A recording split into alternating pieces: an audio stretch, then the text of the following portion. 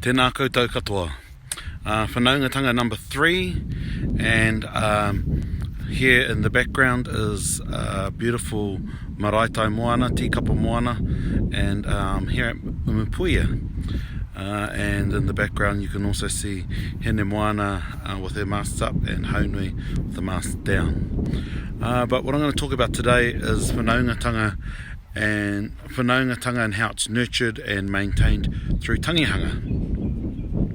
And so what I'm wanting to focus in on is the fact that tangihanga is a key component to building relationships and maintaining relationships.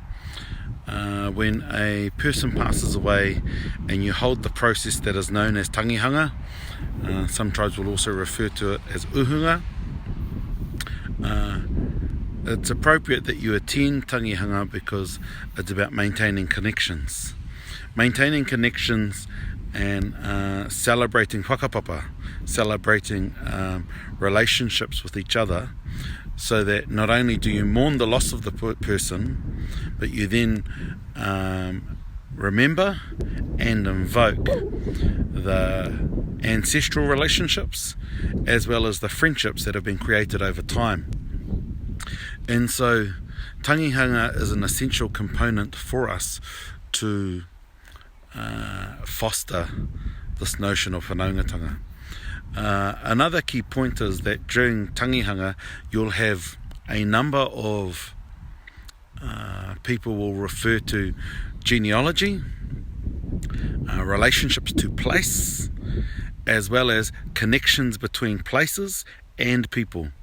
And so whenever you acknowledge people that come to the tangi, you acknowledge their mountains and rivers and moana, the sea, that they come from, because that connection then gives the ability for your mountains, rivers and seas to talk to each other. And that might sound strange, but what it is the mana of those places is a reflection and imbued in you, and therefore as you speak to each other, you're connecting to more than just us as humanity, but you're connecting to the wairua, to the essence of where those people come from. Another key point about Whanaungatanga through tangihanga is that people will fight for a body to go to a certain place. And as we live in this Western world, we're often confused that fight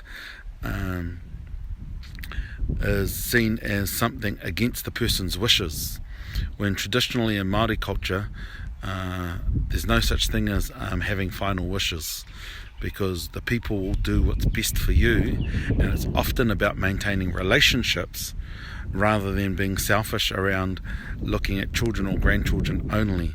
Because the moment you cut yourself from a place and don't get buried back at that place, you then cut a generation or generations of connection potentially. And so tangihanga has a whole range of ways that it can maintain Whanaungatanga, not just through attendance, but also through speeches, through waiata, and through the art of tono, or asking for a body to go somewhere. So kati, that's just a quick overview from the beautiful Umupuia. Tēnā koutou. One more on Whanaungatanga on Friday. Kia ora tātou, katoa.